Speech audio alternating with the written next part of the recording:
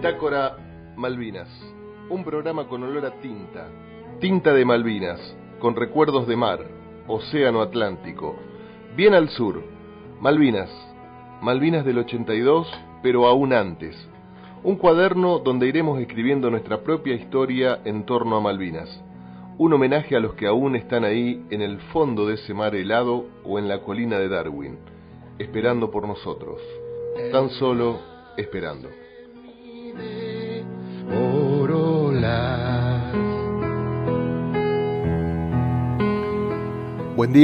Buen día a todo el mundo.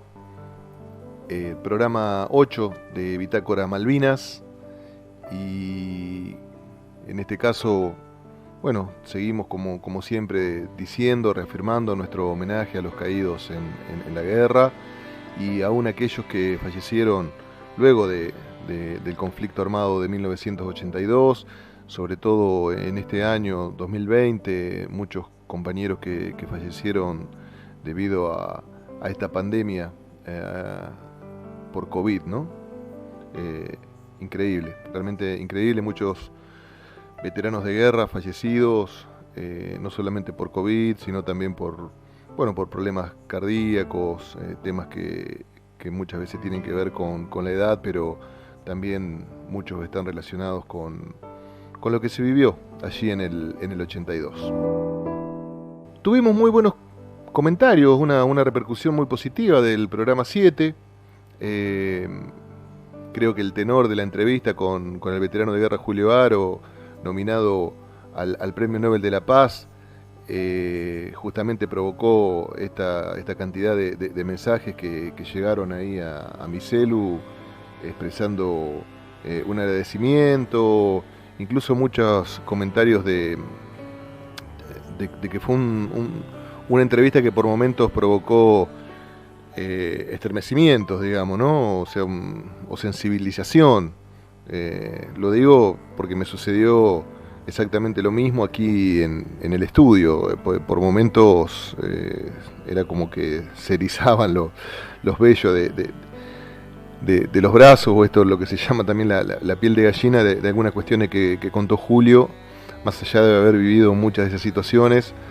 Pero lo que contó, digamos, de sus viajes a Malvinas. Bueno, un saludo a mis compañeros de la Unión de Veteranos de Guerra del Sur de Santa Fe, a los integrantes del cuarto grupo de la segunda sección de la Compañía C del Regimiento 12 de Infantería, como siempre digo, a todos los veteranos de guerra de Venado Tuerto y el Departamento General López, a la familia, a Cristian, que allí está en Puerto Rico siguiendo nuestro programa, y a mis oyentes especialistas en escuchar radio, Cholo, Ariel y Marco, un gran abrazo a estos compañeros de trabajo, compañeros docentes de muchos años de estar compartiendo la escuela, y por supuesto a todos el personal del INDU, ¿no? Los compañeros de taller y las compañeras, por supuesto. Hoy comenzamos el programa con el segmento Cultura Malvinas. Y vamos a leer una poesía que dice así.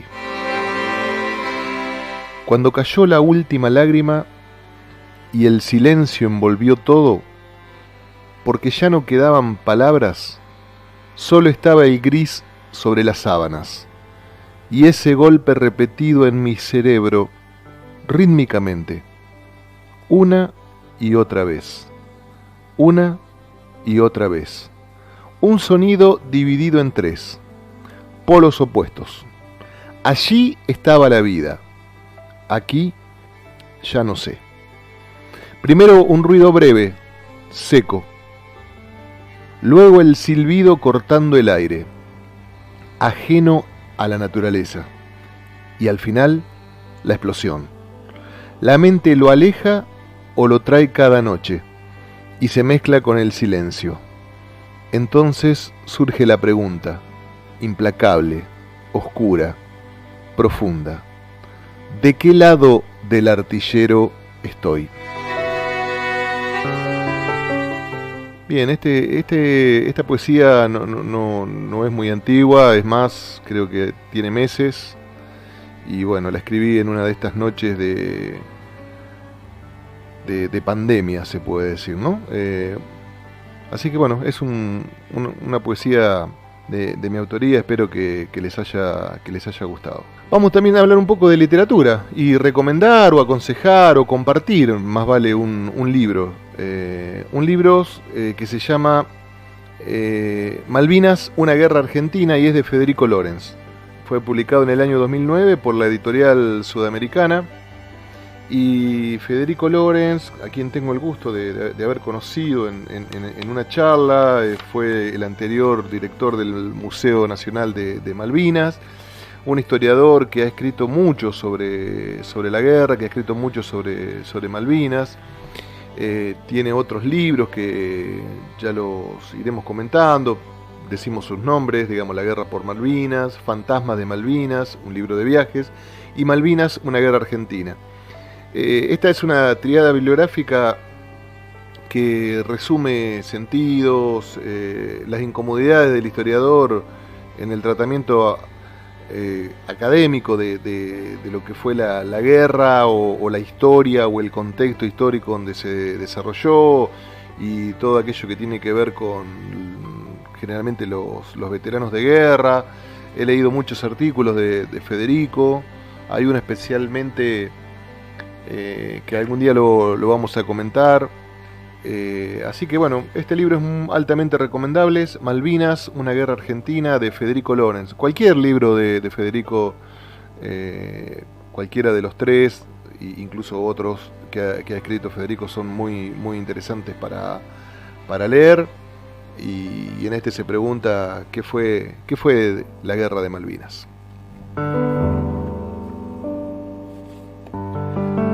Y unos programas anteriores habíamos tirado el título tanto así de Malvinas teatral como película 1982 y en este caso película 1982 vamos a hablar de esta película 14 de junio, lo que nunca se perdió.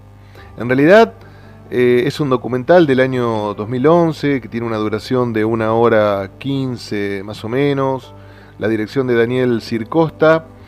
Y bueno, en este caso, esta película, 14 de junio, lo que nunca se perdió, que la pueden encontrar también en YouTube y mirarla desde allí. Por ejemplo, los docentes para pasarla, si se quiere hablar de Malvinas en la escuela o algún domingo a la tarde, de esos domingos grises. Está bueno para mirar esta película, 14 de junio, lo que nunca se perdió. Cuenta la historia son 10, en este caso son 10 historias diferentes. Aquí tenemos a un oficial, hay suboficiales y hay 6 soldados que bueno, están en un punto en común entre las 10.000, 12.000, 13.000 realidades diferentes, porque siempre decimos que cada uno de nosotros vivió la guerra de una manera diferente, más allá de lugares comunes, de puntos comunes, ¿no? Pero cada uno tiene su propia historia, sus propias anécdotas. En este caso hace referencia a soldados de la compañía A del regimiento número 3 del ejército argentino llamado Manuel Belgrano. Y bueno, y los combates en los que entraron ellos los últimos días ahí antes del 14 de junio. Hay testimonio real de veteranos de guerra en este caso, así que una película para compartir. Entonces, una película aceptada por la mayor parte de los veteranos de guerra. Yo voy poniendo esta opinión porque muchas veces me preguntan, digamos, qué opinan los veteranos de guerra sobre. Y no es que seamos expertos en cine, sino que por ahí el veterano lo mira desde otro lugar, ¿no? Desde ver reflejada su experiencia o la experiencia de sus compañeros ahí en la pantalla. 14 de junio, lo que nunca se perdió, una película, un documental muy interesante para compartir. Y llegamos a Malvinas Teatral, que hace varios programas que no podemos hablar, y en este caso quiero referir esta obra que ya anunciamos que es Carne de Juguete, una obra que se presentó hace un tiempo ya en el Galpón del Arte, con la dirección de Gustavo Guirado. La historia se centra en un galpón de esto donde había objetos, ¿no? Alimentos no perecederos, ropa, que eran preparados por los civiles para para colaborar con los soldados que estábamos en Malvinas. Y bueno, en este caso nunca fueron enviados a su destino. La hija de... los personajes principales son una mamá que aparece, digo, yo por ejemplo cuando vi la obra, es la primera vez que veo un desnudo en una obra de teatro, un desnudo, la madre en este caso venía a ser como un fantasma, ¿no? Por supuesto el hijo muerto en Malvinas y la hermana y el padre hablando los dos y recordando y haciendo conjeturas ahí en ese galpón. Ellos están vivos. Es el padre y la novia del soldado. El padre y la novia del soldado, la madre que aparece en la obra desnuda como un fantasma y el caído en Malvinas. Una obra muy muy interesante. Para aquel día recuerdo que yo la fui a ver, la gente de pie aplaudiéndola. Muy bueno. Espero que cuando vuelva la presencialidad para este tipo de eventos podamos disfrutar de alguna otra obra que ya hubieron en Venado, ¿no?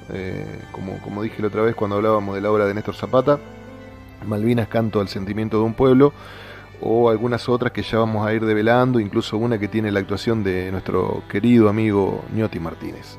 Así que Carne de Juguete, una obra de teatro recomendada para Malvinas Teatral. Y en canciones nuestras, que están referidas justamente a Malvinas, no en sí mismo a la guerra, sino a Malvinas, vamos a escuchar La Hermanita Perdida, un tema de Atahualpa Yupanqui y Ariel Ramírez. En este caso, por supuesto, la voz de don Atahualpa en este hermoso tema llamado La Hermanita Perdida. Y entre todos, entre tantos asuntos, uno que me duele, mejor dicho, nos duele a todos como criollos, la gran ausencia, la hermanita perdida.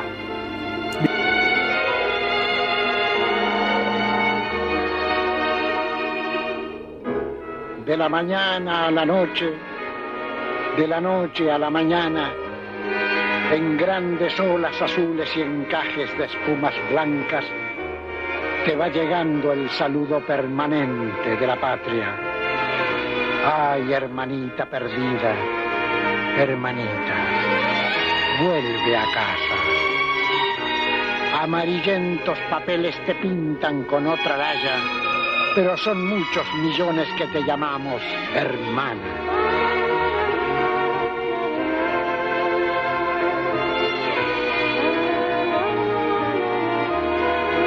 Sobre las aguas australes planean gaviotas blancas, dura piedra enternecida por la sagrada esperanza.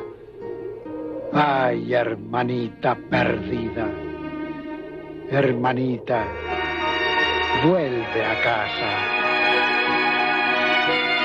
Malvinas, tierra cautiva de un rubio tiempo pirata. Patagonia te suspira, toda la pampa te llama. Seguirán las 1000 banderas del mar, azules y blancas, pero queremos ver una sobre tus piedras clavadas, para llenarte de criollos, para curtirte la cara, hasta que logres el gesto tradicional de la patria. Ay, hermanita perdida, hermanita, vuelve a casa.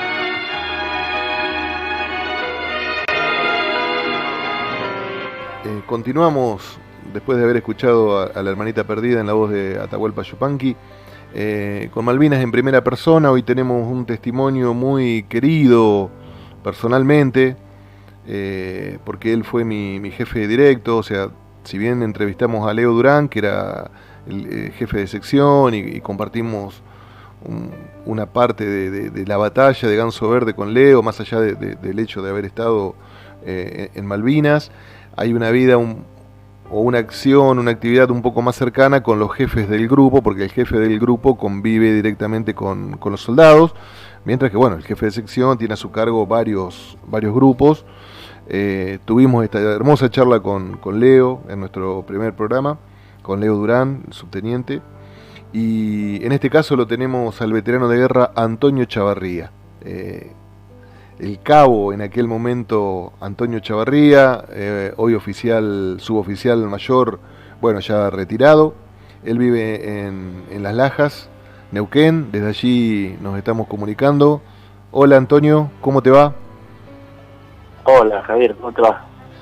Javier, te dije, mirá vos, no hace 2 minutos terminé de cortar con Javier Videla, el presidente de la asociación de acá de Zapala, y bueno, me llamaste vos y me quedó el nombre de Javier. ¿Cómo te va, Alejandro? Bien, bueno, bien. A toda tu audiencia también, muy buenos días. Bueno, muchas gracias Antonio por acompañarnos y explicaba un poco, digamos, que el jefe de grupo, en este caso vos, tuviste que convivir con tus soldados ahí en este caso, bueno, primero en los alrededores de Puerto Argentino, luego en el Monte Challenger y finalmente en Ganso Verde, compartiendo, digamos, hasta el pozo, la carpa, el pozo de Zorro, junto con tus soldados. Sí, pero no tan solo en esos lugares, Alejandro, porque fíjate que yo empecé la convivencia con ustedes esa noche que los vi llegando a varios que habían sido llamados al regimiento. Que llegaban con el pelo largo, de civil. Sí. Yo recibiéndolos ahí en una compañía que estábamos con Wilson Tárraga, donde anotábamos hasta altas horas de la noche que iban llegando y los íbamos alojando. Y bueno, capaz que uno de los tantos eras vos o el último, era Gómez. El último con Marcelo Butazzi fuimos los 2 últimos soldados incorporados a la compañía C. Los últimos 2. Y bueno, y ahí empieza la famosa odisea de conocerlos a ustedes, porque yo creo que estuvimos 2 días, 3 días así recibiéndolos, hasta que se armó la compañía, donde conocí a mi jefe de sección, que el otro día lo escuché que hablaba con vos, Durán. Exactamente, Leo. Y bueno, y ahí me presentaron los 10 soldados que irían a una guerra que todavía no sabíamos.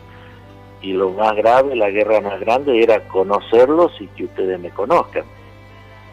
Claro, para colmo, digamos, ustedes estaban en la escuela de suboficiales Sargento Cabral y ese año recién iba a ser el año de su promoción. Entonces los tuvieron que promocionar, lo mismo que pasó con Leo Durán, anticipadamente. Exactamente, nosotros estábamos cursando 2 meses de segundo año, nosotros a fin de año recién nos recibiríamos de cabo, nos ascendieron ahí el 7 de abril y fuimos destinados a las distintas unidades y yo fui al regimiento 12, Mercedes Corrientes. ¿Vos tenías idea del 12 de infantería antes o fue la primera vez en tu vida, digamos, que así como yo, por ejemplo, me enteré de la existencia del regimiento el día que me dijeron tenés que ir a hacer el servicio militar a ese lugar? No, de saber sabía la existencia, porque cuando uno estudian ahí en la escuela, está estudiando en la escuela y se proyecta en el sentido de que cuando yo egrese, espero que me dé el puntaje para el equipo, así puedo ir a tal regimiento. Claro. Sí, pero en mi cabecita pedir destino era 19 Tucumán. Claro, vos sos de Tucumán, Antonio, eso hay que aclararlo. Sí. Era 17 de Catamarca, como muy lejos Córdoba, ¿viste? Y sabía de la existencia del regimiento 12. De hecho, cuando nombran los destinos, nos hacíamos bromas, ¿viste? Ajá. Y yo les decía, yo no tengo problema, yo me voy allá arriba, el problema está abajo, le decía. Claro. y bueno, bromas de momento, ¿no? Sí, porque después también todos fuimos para abajo. Sí. De hecho, me acuerdo en la escuela de que para darnos destino separaron por edades, ¿entendés? Lo de mayoría de edad para estos lados, y había algunos que tenían 17 años, ahí a cumplir 18 en 2 meses o días, ¿viste? Entonces eran separados.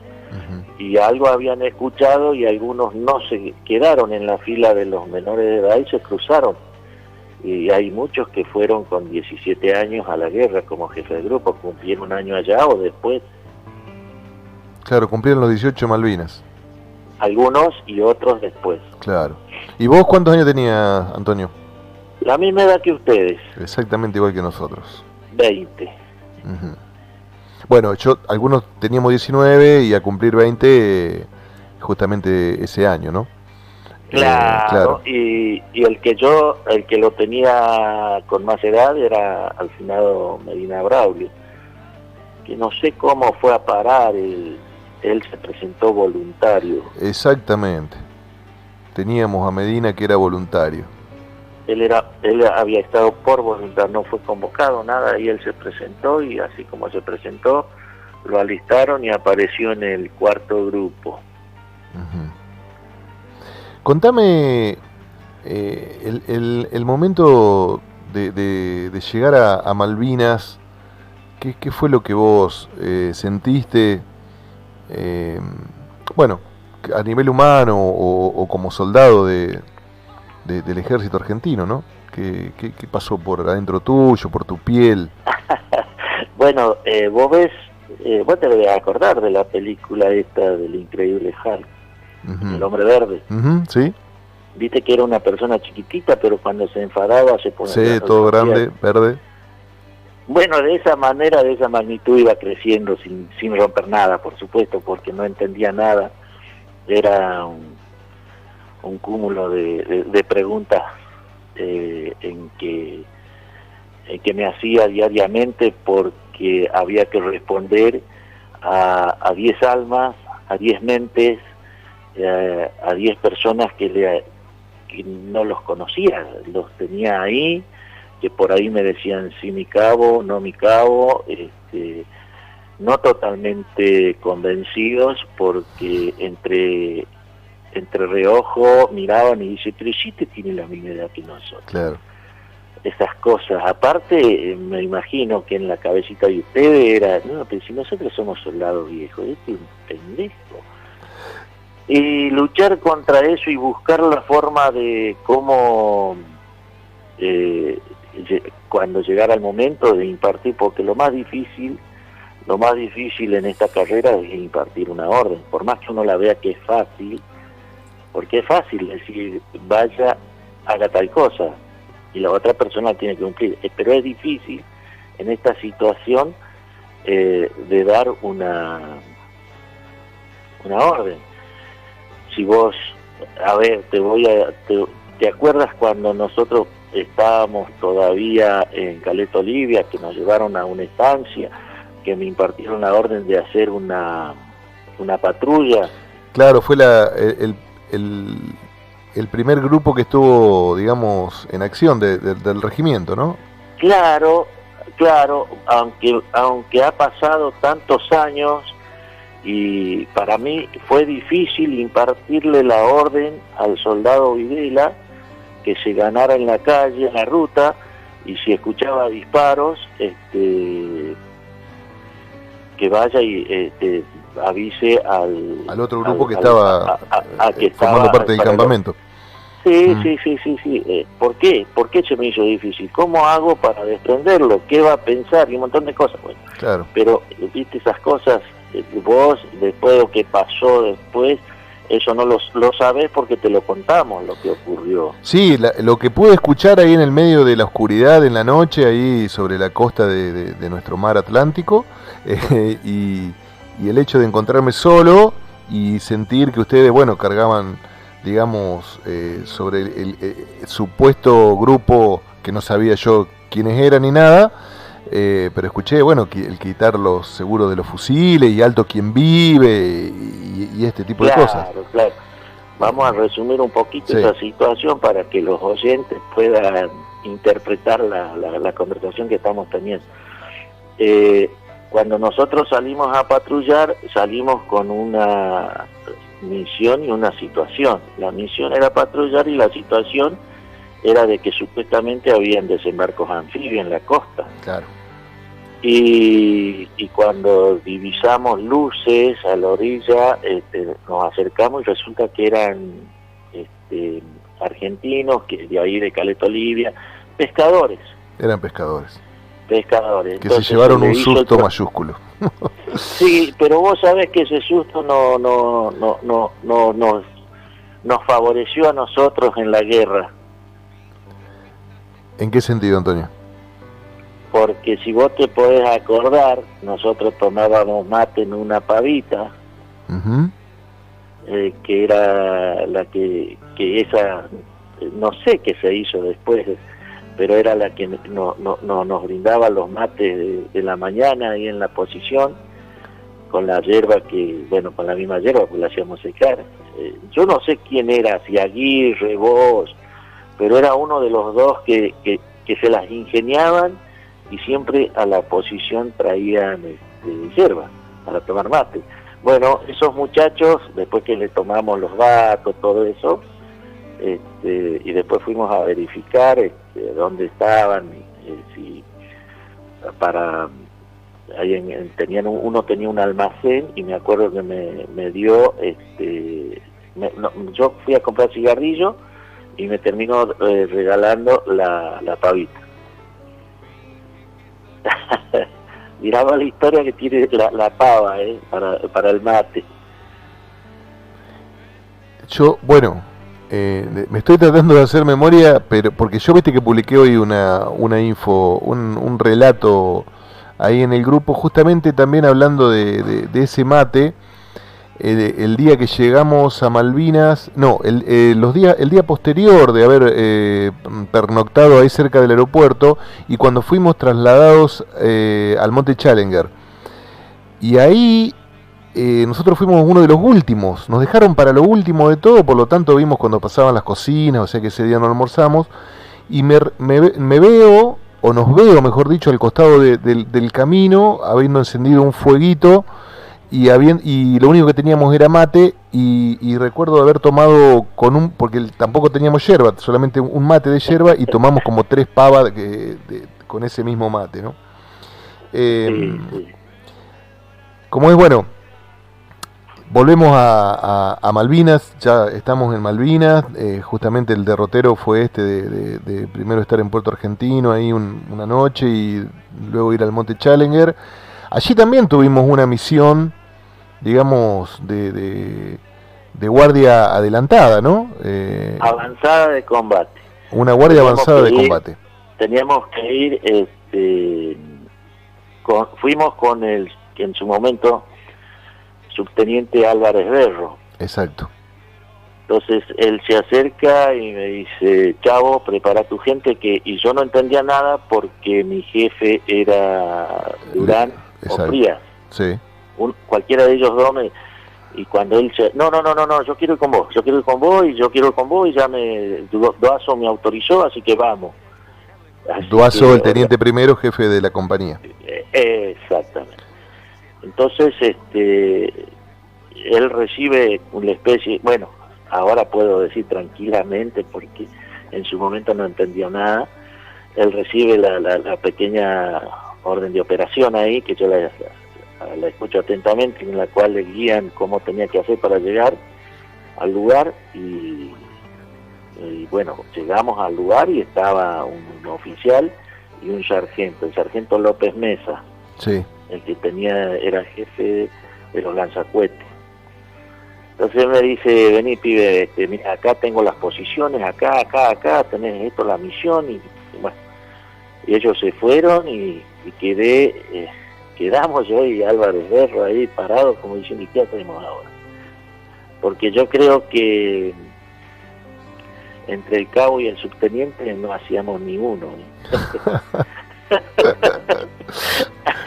y teníamos ahí 10 almitas que, obvio, esperaban órdenes. Y Y ahí estuvimos tipo 4 o 5 de la tarde, nos llegó la noche y... Lloviznosa la noche. Y yo me acuerdo que... Que no dormiste, Antonio, esa noche. No dormí porque... Me acuerdo. Por el viento, por el fuego, la fogata que se armó, el tiroteo que se armó en el lugar del campamento donde estaba el vivac, digamos, donde estaba la unidad. Sí. Que dividimos el turno con Álvarez Berro, previo a haber comido. Me acuerdo que me dice que él quería comer caliente, porque ya la ración fría la tenía mal. Y no sé con quién fue, pero yo creo que siempre el que andaba atrás mío era Torre y Aguirre, que eran los secuaces esos inseparables. Vimos un lugar como...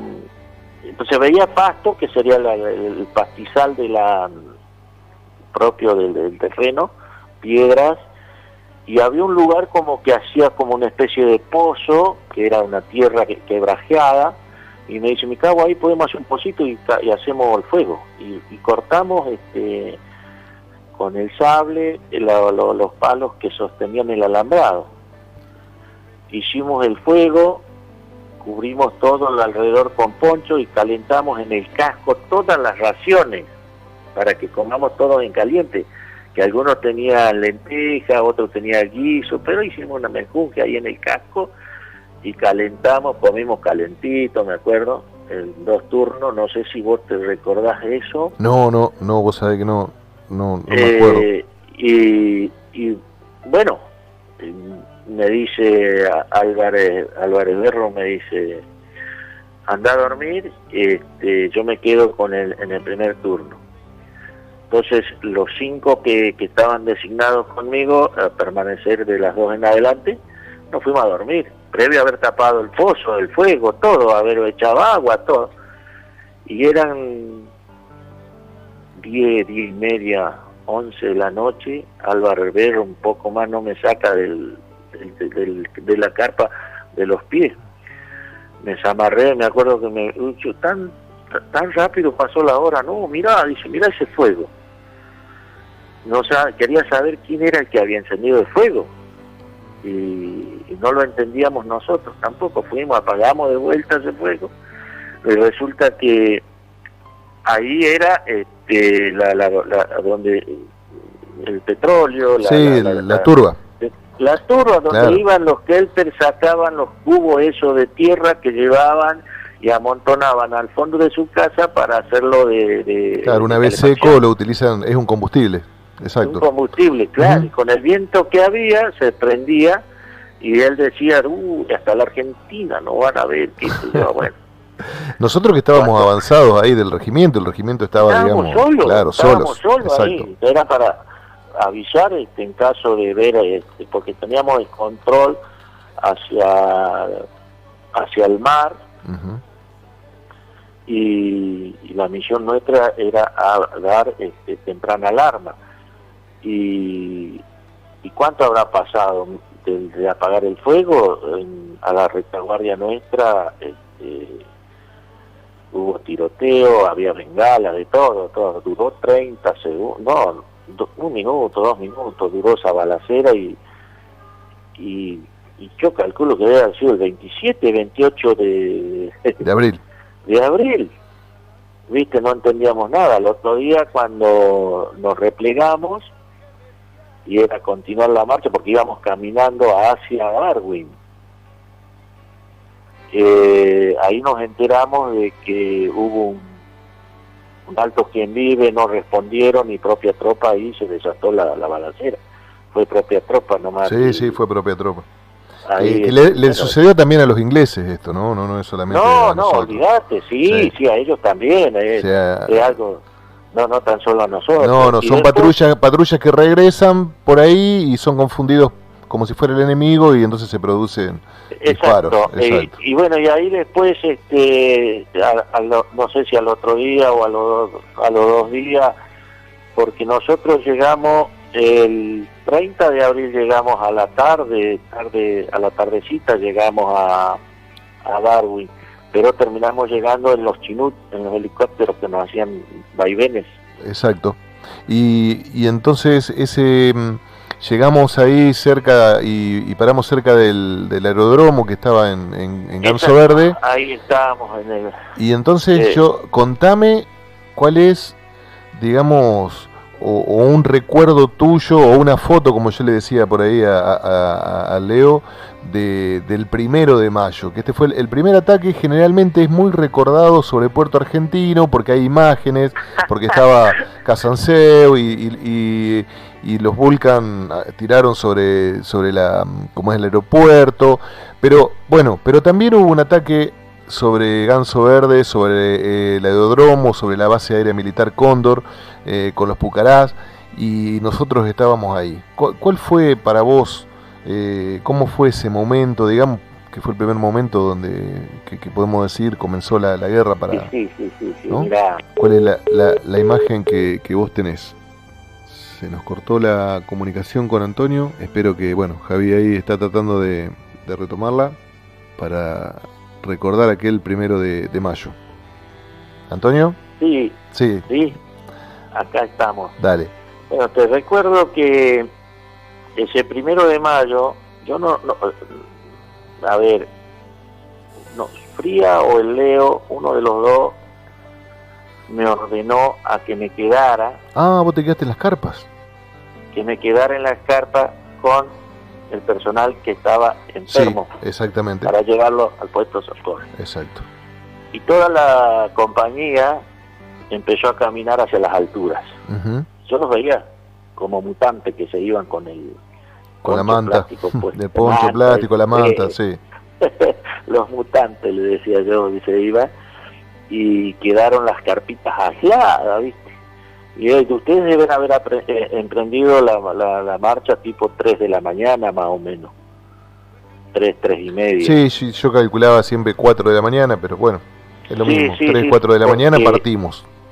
Sí, porque yo fui carpa por carpa, de los poquitos que habían quedado, para decirles que a las 6 de la mañana, quién iba a estar quién era la parejita que iba a estar a las 6 de la mañana en mi carpa, después el otro a las 7, y así cada tanto, porque llevaba día 2 al puesto de socorro, que lo tenía a 300 metros, más o menos 400 metros.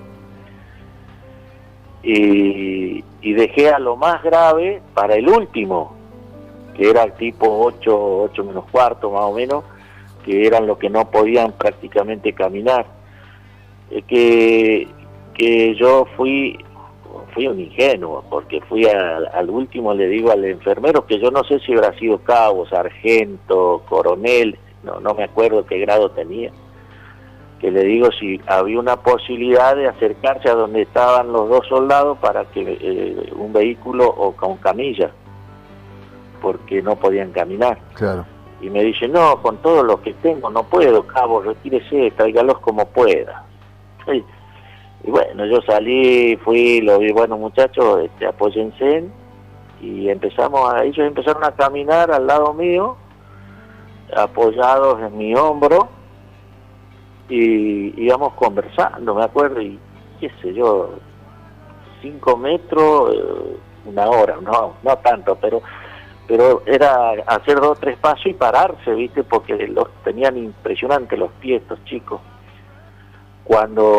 Y ahí era cuando yo te cuento que de las posiciones de ahí de cerca se veía gente que se levantaba a higienizarse, cantaban, se gritaban porque ya se conocían ellos entre ellos, cómo estaba, qué hacía, los aviones estaban calentando motores, o sea que se empezaba a ver vida. Ahí pues como tenía todo el tiempo del mundo con estos pibes para encaminar, entonces observaba todo el panorama y de repente sonó la alerta roja, y cuando miré hacia el mar, vi 3 o 4 puntitos negros que se venían, y pasaron por arriba de mi cabeza. Yo me quedé parado, no atiné a nada, vi cómo caían las bombas, las explosiones a espalda mía. Por supuesto, los pibes que no podían caminar estaban como a 200 metros de mí, porque ellos sí reaccionaron, a pesar de que no podían caminar, ellos reaccionaron. Yo no, yo me quedé parado. Y dije, en ese momento dije, estamos en guerra, porque hasta ese momento... Sí, no había pasado nada.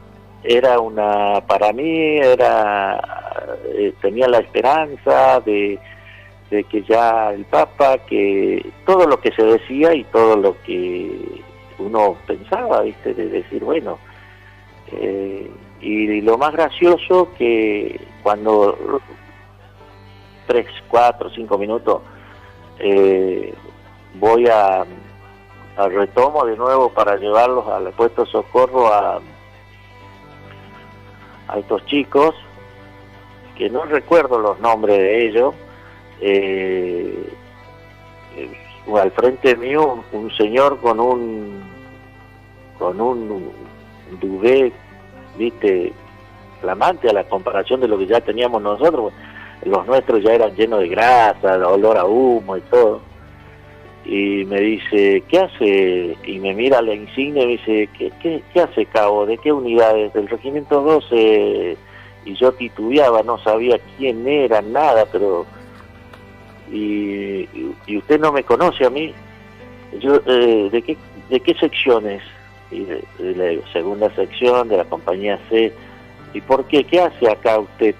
No, yo tenía que llevar los enfermos, usted no sabe quién soy yo, no me conoce. No, señor, le digo, mi cabo, soy su jefe de regimiento. Ah, Piaggi, te encontraste con Piaggi, claro. Claro. No hubo tiempo para conocerlo en él Mercedes, anduvo, claro. No estaba. Y él andaba, claro. Después salió a recorrer, anduvo por ahí preguntando si hubo, o sea, baja, esas cosas, andaba en el sector. Claro. Eso es lo que recuerdo de ese 1 de mayo. De ese 1 de mayo. Bueno, Antonio, vos sabés que nuestro programa no tiene mucho espacio y por eso, bueno, lamentablemente te llevo a los últimos momentos y nos quedarían muchísimas cosas para charlar sobre lo vivido.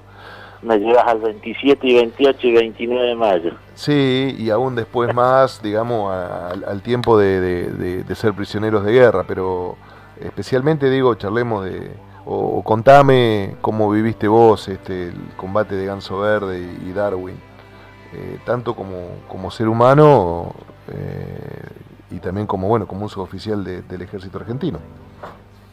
Sí, es una incertidumbre total, porque primero nosotros habíamos tenido el tiempo suficiente para fortalecer nuestra posición y de un día para el otro, si no me equivoco, debe haber sido el 26 de mayo, recibimos la orden de adelantarnos 5 kilómetros más adelante, y adelante estábamos simplemente en las carpas, que nos teníamos que movilizar con los cilindros para traer la comida al sector. Ahí estuvimos un día, 2 días, hasta que recibimos la orden de volver de nuevo a nuestras posiciones sin los abrigos. Estoy hablando del día 27.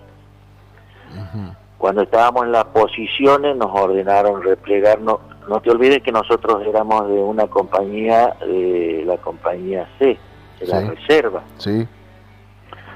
Y nos ordenaron replegarnos hacia el pueblo, a tomar una ubicación en el sector de Lugustrines que había a lo largo, a la vera de un camino. Y ya escuchábamos las escaramuzas, los disparos hacia el extremo derecho, que ya ahí iniciaban los combates. Y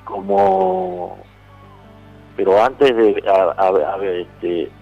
de que iniciaran los combates, creo que Duazo, teniente primero Duazo, ordena a los jefes de secciones que tenían que designar 2/3 soldados por grupo, más un jefe de grupo, a ir a las órdenes del cabo Primero Rodríguez, creo que era el Gurka que le decíamos nosotros, ir al sector donde están las carpas para traer los abrigos, a traernos las mantas, porque justo ese día, ese fue el día, para mí fue el día más frío, porque empezó a escarchillar, me acuerdo. Los días anteriores estaban tenues, no había viento, había frío, pero no estaba ahí a donde empezó a escarchillar. Y yo calculo que debe haber ido con 30, 35 hombres a buscar los abrigos para todos, las mantas. Cuando ellos hicieron presencia al frente nuestro, los ingleses, las fracciones inglesas que nos empezaron a tirar porque venían combatiendo el BIM 5 del extremo derecho, y nuestra sección quedó aferrada entre el fuego de los ingleses y del BIM 5, y me acuerdo clarito que Leo le gritaba, creo que a Gómez, que era el jefe del primer grupo, que hicieron toma y cambio de posición por ahí, qué sé yo, para neutralizar, porque tenía un arma de apoyo Gómez, para neutralizar una más que nos estaba tirando a lo loco, no nos dejaba avanzar ni asomar, y nosotros veíamos los proyectiles que pasaban por arriba nuestro. Estábamos tirados ahí abajo en los lugustrines y los proyectiles lo veíamos, no podíamos levantar la cabeza. Esto, bueno, hay personas que nos escuchan por ahí que no conocen el tema de proyectiles o de bombas, son tan técnicos, y entonces por ahí preguntan, dice, ¿cómo hacían para ver los proyectiles? No, claro, sí, tenés razón. Claro, uno le tiene que explicar por ahí, ¿no? Sí, que hay proyectiles que se llaman justamente trasantes. Proyectil iluminante, que eso deja una estela desde que sale de la boca del fusil hasta llegar a destino. Normalmente esa munición se la utiliza para señalamiento. Uh-huh. El jefe de grupo, coloca en su tiempo, ¿no? Cuando yo era jefe de grupo, colocaba una munición trazante y ordenaba sobre la traza marcada fuego libre. Entonces todos veían que salía mi proyectil hacia un lugar y hacia ese lugar tiraban todos. Exacto. Porque teníamos cada 4 común una trazante. Exactamente. Ellos tenían trazante. Por eso, hecha esta aclaración, por eso que nosotros veíamos sobre nuestras cabezas pasar, digamos, los proyectiles disparados por los ingleses.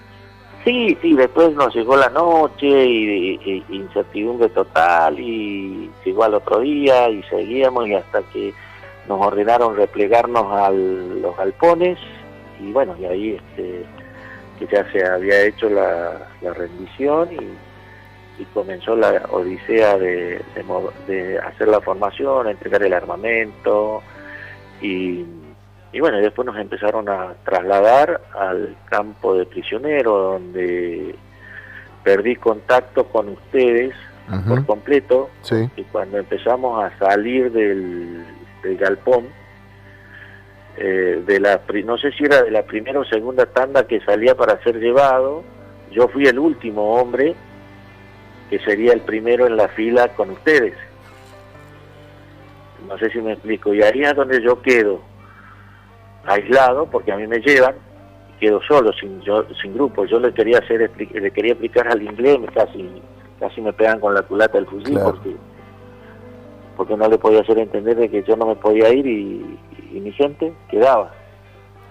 Y ahí después no supe más, perdí contacto completo con ustedes, y ahí empieza la otra historia de Durán, que es uno de los que queda, para que lo hacen trabajar y no se tiene más de los grupos. Creo que vos también quedaste ahí. Sí, yo estaba, es decir, yo salí a trabajar en un grupo anterior al que fue justamente después con Leo, que bueno, sucedió lo que contamos, contó él, la experiencia esta de la explosión, y sí, no recuerdo justamente no recuerdo de haberte visto más después. Claro, porque después nos fuimos a reencontrar en la Cabral, creo, che. Claro, exactamente, sí, después no... Sí, porque incluso cuando estábamos prisioneros de los ingleses en el buque, en el Norland, como estábamos separados, yo ni siquiera estaba con compañeros del regimiento. Me pusieron en un camarote junto con otros 2 soldados que eran del grupo del regimiento aerotransportado 4 y el otro soldado no me acuerdo si era del 8, de Comodoro, no me acuerdo, pero no era del regimiento 12. Y ahí, por más que salíamos a comer y todo eso, pero no nos veíamos, era difícil, digamos. Bueno, aprovechando que seguramente al programa lo están escuchando nuestros compañeros, nuestros guerreros, ¿sí? Quiero, por este medio, pedirles perdón porque uno nunca sabe cómo ha hecho su trabajo, porque para nosotros es un trabajo. Pedirle perdón si en algún momento los exigí demasiado y por el solo hecho de que meros cumplidores de órdenes lo hicieron, pero yo sé que ustedes todo lo que yo ordené lo hicieron con una convicción total. Por eso nos llegó al éxito de poder estar hoy unidos todavía. También te quiero decir que siempre, porque nosotros tuvimos contactos hasta el año 82, mayo, junio, julio, hasta julio. Sí. Y después nunca más. No supe más, ¿viste? Y comenzó mi búsqueda, mi necesidad de verlos, y gracias a Dios con el correr del tiempo los encontré, charlamos, compartimos asado, es algo que a uno lo fortalece, ¿no? Así que eso quería decir y pedirles disculpas si en algún momento... Yo creo que no hace falta, Antonio, porque bueno, ya hemos tenido bastantes charlas y tuvimos un encuentro aquí en Venado, no todos por supuesto, pero vinieron bastantes del grupo y creo que jamás se te reclamó absolutamente nada, porque siempre fuiste uno más con nosotros. Como soldado se entendía que tenía que haber coordinador, alguien que coordine, ¿no? Y hay jefes más o menos buenos, pienso yo, pero en este caso nosotros nunca creo que te hicimos algún tipo de reclamo serio, por lo menos. Si te hemos reclamado algo, habrá sido siempre en algún tono de chanza o algo por el estilo. Sí, así que tanto vos como Leo, para nosotros, digamos, fueron... somos hermanos de la turba, esa es la realidad, ¿no? Él, como dice con Carlitos Gómez, a veces él dice, somos hermanos de la turba y es real. A veces siempre está la incógnita cuando te paras frente a un pelotón y ese pelotón dice, se entera, mira, ese fue a Malvinas. Y está la incógnita, y ya te imaginas, 35 años de servicio, o sea que 35 camadas han pasado, tomar contacto, en enseñarle a manejar un arma, a procedimientos de combate, y siempre está la pregunta, o mi cabo primero, depende del grado que haya tenido, siempre me preguntaban, ¿y cómo era usted con su gente? Y yo les comentaba, le digo, mira, así como soy con ustedes, así informal, con la diferencia que no permito que ustedes me tuteen, pero ellos sí me tuteaban. Claro. Sí, escúchame, para cerrar, Antonio, perteneciste a los cascos azules o blancos, sí, azules. Sí, tuve la oportunidad de ir 2 veces a Chipre. Entonces en Chipre estuviste con soldados ingleses. Sí, señor. Soldados en actividad ingleses. Brevemente, para cerrar, decime algún tipo de sentimiento que se te haya generado, algo, el hecho de estar trabajando en conjunto con aquellos soldados que en algún momento, digamos, ¿no? Por ahí... Sí, mira, en el año Esto fue por allá por el 95, más o menos 95, 96, que fue la primera comisión que fui a Malvinas. Yo estaba en un OP3, en el 3 de Coquina, eran parte de Turca, y todos los OP son controlados, van controles, y normalmente justamente en ese año los elementos de control a los OP eran tropas inglesas. Cada tanto llegaban los jeeps a controlar para ver cómo estaba el personal, si había un problema con la gente, qué sé yo. Y un soldado de los tantos ya había ido por segunda vez, y la segunda vez que fue me pregunta, él manejaba mejor, o sea, yo no manejaba el inglés y no lo manejo tampoco, pero él hablaba bastante bien el castellano, se hacía entender, y él me pregunta por qué tenía la Falkland, como porque nosotros cuando estábamos en actividad en el uniforme llevábamos una insignia de Malvinas. Entonces él me pregunta por qué yo tenía la Falkland, y yo lo miro y digo, ¿la Malvinas? Y se ríe, ¿viste? Y dice, me pregunta, ¿por qué tú tienes eso? Y le explico, ¿no? Yo combatí en Malvinas, y él en su momento cambia la expresión y la forma de ser. Cada vez que iba era una forma de respeto hacia decía, no problem, Rambo, no problem, o sea, para él era Rambo. Claro, un guerrero. Sí, un guerrero, exactamente, Rambo.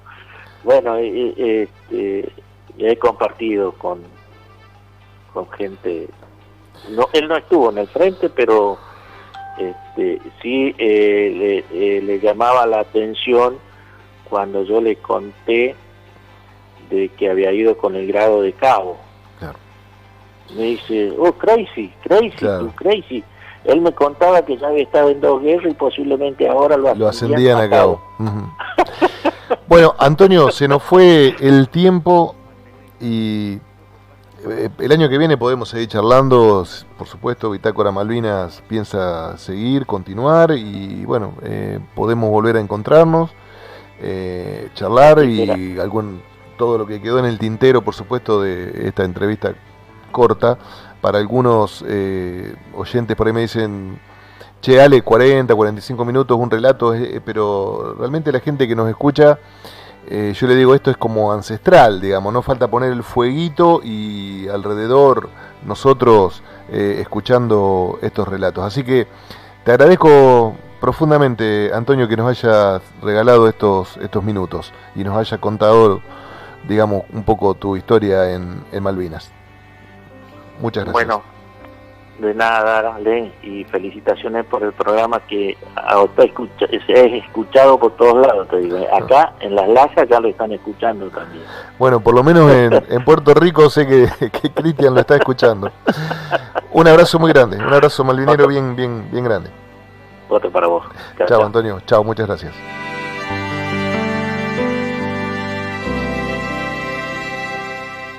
Bueno, en nuestro segmento Política y Malvinas, un segmento que nunca todavía pudimos llegar a desarrollar, así que lo inauguramos hoy, y lo vamos a inaugurar nada más y nada menos que con una notita ahí cortita con el intendente de nuestra ciudad. Hola Leo, ¿cómo te va? Hola, buen día Ale, buen día a todo el equipo, gracias por la comunicación, siempre es un placer poder hablar con vos y con ustedes, y aprovecho también la oportunidad para felicitarlos por esta iniciativa y por el programa. Bueno, muchas gracias Leo, y nos conocemos desde hace... yo te conozco desde hace muchísimos años, y quería llamar para felicitarte por este primer año de gestión, cumplido el 10 de diciembre pasado, de tu asunción. Y bueno, y si tenías algunas palabras para enviar al colectivo de veteranos de guerra de nuestra ciudad. Y por supuesto esto se escucha a nivel también del departamento o en otros lugares. y es interesante conocer a veces las experiencias desde la gestión que se hacen en las distintas ciudades, en los distintos pueblos, porque muchas veces son imitadas por presidentes comunales o por intendentes. Así que si tenés algo para decirnos en el análisis de tu gestión en este año con respecto al colectivo Malvinas. La verdad, en primero, vale agradecerte a vos, como bien vos decís, nos conocemos desde hace mucho tiempo, y contarle también a los oyentes de que vos sos uno de los culpables, quizás no culpable en el mal uso de la palabra, sino en el buen sentido de la palabra, de que en aquellos años de adolescencia me haya involucrado en la política, cuando armamos el centro de estudiantes en el Colegio Industrial, y aprovecho la ocasión pública también para agradecerte por ese acompañamiento y por ese apoyo constante a los jóvenes, a que se involucren, a que participen de la vida política de la ciudad, del colegio, del barrio, y que no necesariamente tiene que ser a través de un partido político, sino que es a través de clubes, instituciones, y la verdad que ese siempre ha sido una forma de vida que has tenido, y que muchos jóvenes como yo han podido involucrarse gracias a tus clases, a tus enseñanzas, y la verdad que en eso soy un agradecido. Y en este marco también de agradecimiento es agradecerles a todos los veteranos de guerra, porque la verdad que son un ejemplo de lo que han vivido, son un ejemplo para las nuevas generaciones, y también son un ejemplo en la acción. Este año ha sido un año de muchas adversidades para el gobierno, para la ciudad, primero con las inundaciones y después con la pandemia, y si hay alguien que siempre estuvo presente, siempre hay alguien que han estado para dar una mano, para poder colaborar, han sido ustedes, y han sido ustedes los veteranos de guerra de Malvinas, y la verdad que para nosotros eso nos llena de orgullo, porque es un ejemplo que se revalida constantemente, y que se revalida no solamente desde la palabra, desde la experiencia, desde un testimonio, sino también desde la acción. Sin dudas nos han quedado muchos proyectos pendientes que lo habíamos charlado y que habíamos proyectado para este año, y que, bueno, fruto de la pandemia, fruto de las adversidades, han quedado en stand-by, pero convencido de que el 2021 va a ser un año de muchas iniciativas concretadas, y que ese va a ser el camino que vamos a elegir. Sin duda, Venado Tuerto tiene un compromiso y un respeto y un orgullo muy grande con todos los héroes de Malvinas, y que creo que el desafío es obviamente mantener viva esa llama, ese orgullo, y que se hace justamente a través de las acciones concretas, a través de poder transmitir valores, de poder transmitir experiencias de vida, y de poder transmitir eso que cada uno de ustedes lleva adentro suyo y que es especial y que los diferencia del resto. Y en ese sentido realmente me siento muy orgulloso de que, como intendente de la ciudad, recibir el acompañamiento constante de ustedes, y de poder no solamente recibir ese acompañamiento, sino también de poder sentarnos en una mesa a trabajar en conjunto, a pensar actividades, a pensar iniciativas que tengan que ver con mantener vivo ese sentimiento por Malvinas, que serán y siguen siendo argentinas, y la verdad que en eso es un sentimiento de orgullo y de mucha identidad hacia lo que es nuestra ciudad. Bueno, muchísimas gracias por todo, por el mensaje dedicado sobre todo, bueno, al conjunto de los veteranos de guerra de Venado Tuerto, y también en lo particular, y por supuesto que uno se acuerda de aquellas hermosas épocas de cuando vos eras estudiante ahí en el INDU, y el armado del centro de estudiantes, y aquellas, incluso algunas discusiones que hemos tenido encerrados en la regencia sobre, recuerdo particularmente digamos, la ubicación de las computadoras de nuestra escuela, ¿no? Así es. Te he hecho renegar también, eso sí, quiero que lo sepan también a los oyentes, que lo hacíamos renegar bastante a Ale y otra persona también que fue muy importante en ese momento, fue Mabel Caula. Por supuesto. La verdad que... Con Mabel siempre estábamos en esto de la colaboración con el centro de estudiantes.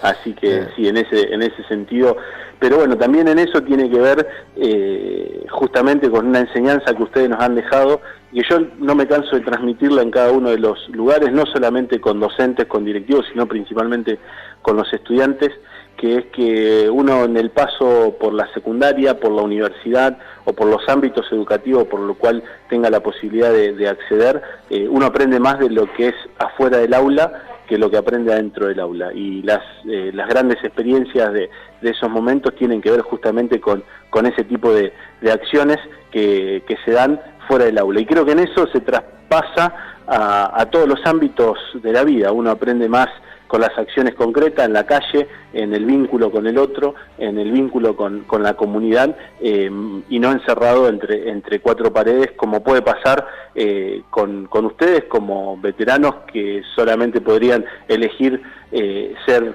un conjunto de personas que se reúnen en un ámbito cerrado y no, eligen vincularse con la comunidad, transmitir sus valores, y para nosotros eso es muy importante. Bueno, Leo, muchísimas gracias otra vez, gracias por estos 2 o 3 minutitos. Me imagino que el año que viene te volveremos a tener en Bitácora Malvinas ya para ver de cuestiones mucho más específicas, de esto que vos hiciste mención, que calculamos que el año que viene va a ser diferente, y bueno, y ahí tenemos algunos proyectos, las 2 agrupaciones y también por supuesto los hijos, las 2 agrupaciones de hijos que hay en Venado. Espero que podamos realizar la vigilia y los actos del 2 de abril, pero sabemos que Malvinas va mucho más allá, y bueno, espero que podamos concretar también esto de la comisión que hemos charlado. Así que te agradezco profundamente, y bueno, en nombre de Bitácora Malvinas, gracias por estos minutos y gracias por las palabras y por todo el apoyo, y seguiremos trabajando en conjunto entonces el año que viene. No, por favor, gracias a vos, Alex, y a todos ustedes, y si no tenemos la posibilidad de encontrarnos, que tengan unas muy felices fiestas y un fin de año de encuentro con los seres queridos. Así que les mando un abrazo y, como siempre, a disposición y para poder trabajar en conjunto. Perfecto, muchas gracias, Leo. Un abrazo. Nos estamos viendo, un gran abrazo. Y bueno, inauguramos entonces el segmento Política y Malvinas, y en este caso con el intendente de nuestra ciudad. Tiene que ver totalmente porque, así como él lo dijo, nosotros tenemos varios proyectos para trabajar, para seguir difundiendo, para seguir homenajeando a nuestros caídos. Y se nos fue el tiempo, incluso bueno, tomamos otra vez un poco de tiempo prestado.